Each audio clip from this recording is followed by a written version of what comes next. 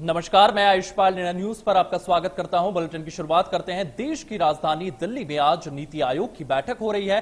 बैठक में कई राज्यों के सीएम हिस्सा ले रहे हैं। छत्तीसगढ़ के सीएम विष्णुदेव साय भी इसमें हिस्सा लेने पहुंचे हैं। प्रदेशवासियों की निगाहें इस बैठक पर टिकी हुई है। मुख्यमंत्री साय बैठक में छत्तीसगढ़ की आवश्यकताओं को और चुनौतियों और विकास योजनाओं पर चर्चा करेंगे। इसके अलावा स्वास्थ्य, कृषि और डिजिटल तमाम चीजें जो होना है उसको लेकर भी यहां पर केंद्र का ध्यान छत्तीसगढ़ की ओर केंद्रित करेंगे। इसके अलावा इस बैठक में विकसित छत्तीसगढ़ राज्य बनाने की दिशा में चुनौतियों और आवश्यकताओं को देखते हुए प्रदेश में अपनाए गए नीतियों पर चर्चा होने वाली है। आपको बता दें, सीएम साय के साथ प्रदेश के दोनों डिप्टी सीएम भी दिल्ली पहुंचे हैं, इस बैठक में शामिल होंगे।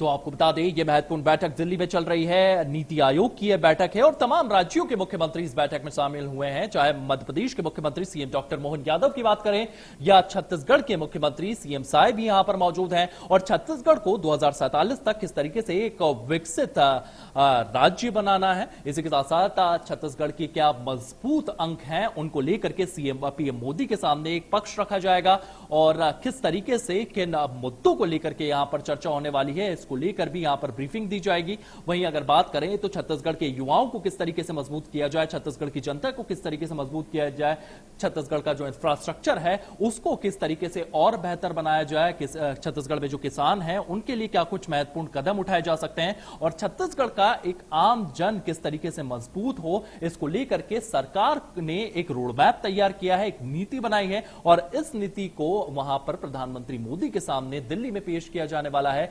इसी के लिए सीएम साय जो हैं आज इस महत्वपूर्ण बैठक में शामिल हुए हैं। इसी के साथ साथ आपको बता दें, इस बैठक में तमाम राज्यों के मुख्यमंत्री शामिल हुए हैं। चाहे मध्य प्रदेश के मुख्यमंत्री सीएम डॉक्टर मोहन यादव हो, चाहे महाराष्ट्र के मुख्यमंत्री एकनाथ शिंदे हो, उत्तर प्रदेश के मुख्यमंत्री सीएम योगी आदित्यनाथ हो या फिर राजस्थान के मुख्यमंत्री भजनलाल शर्मा हो, ये तमाम मुख्यमंत्री इस बैठक में शामिल हुए हैं और किस तरीके से पूरे भारत को 2047 तक एक विकसित भारत बनाया जाए, एक विकसित देश बनाया जाए, इसको लेकर के यहां पर तमाम राज्य अपनी ब्रीफिंग रख रहे हैं, अपनी रिपोर्ट रख रहे हैं पीएम मोदी के सामने और यह चर्चा लगातार चल रही है।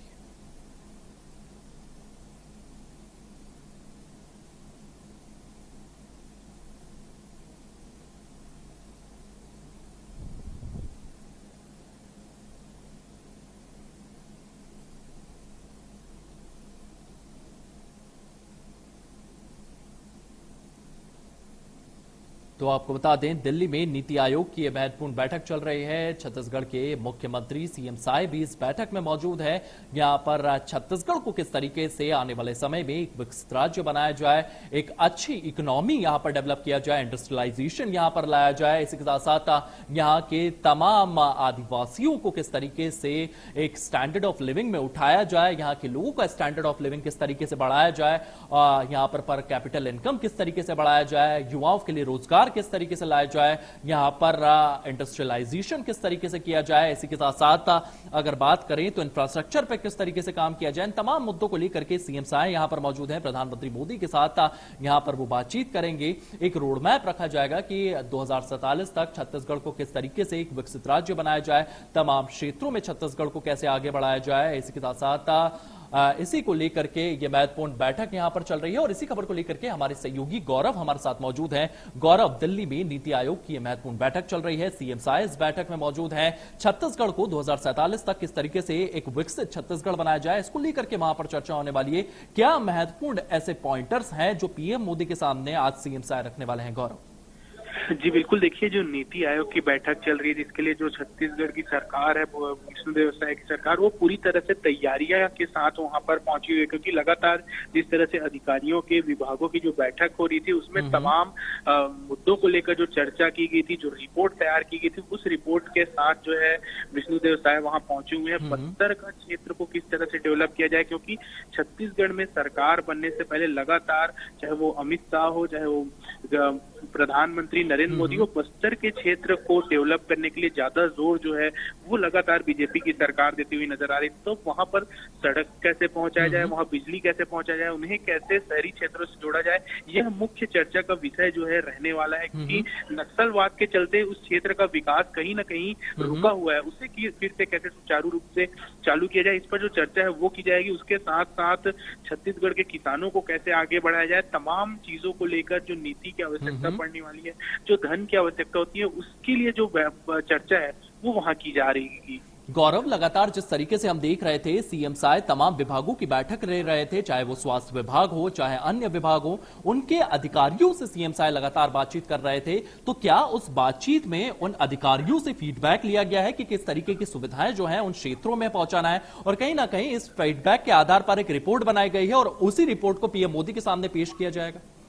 जी बिल्कुल, देखिए लगातार जो बैठकों का दौर था वो जारी था, क्योंकि कांग्रेस की सरकार के बाद जैसे ही सरकार बीजेपी के हाथ में ही, तो कहीं ना कहीं जो कनेक्शन होता है वो बैठाने में, चीजों को समझने में जो समय लगता है, उस बीच में तमाम विषयों को लेकर जो चर्चा है लगातार बैठक चली और विभाग को समझने की कोशिश जो है मंत्रियों ने की। उसके बाद एक रिपोर्ट जो है वो तैयार की गई और उसी के आधार पर ओपी चौधरी ने इस पर कड़ी मेहनत, वित्त मंत्री ने। जी गौरव, इस पूरे मामले पर आप अपनी नजर बनाए रखें, ये महत्वपूर्ण मुद्दे को लेकर के यहाँ पर चर्चा हो रही है और सीएम साय इस बैठक में मौजूद हैं और लगातार छत्तीसगढ़ को किस तरीके से आगे ले जाया जाए, किस तरीके से छत्तीसगढ़ को एक विकसित राज्य बनाया जाए, इन तमाम मुद्दों को लेकर के यहाँ पर चर्चा की जा रही है।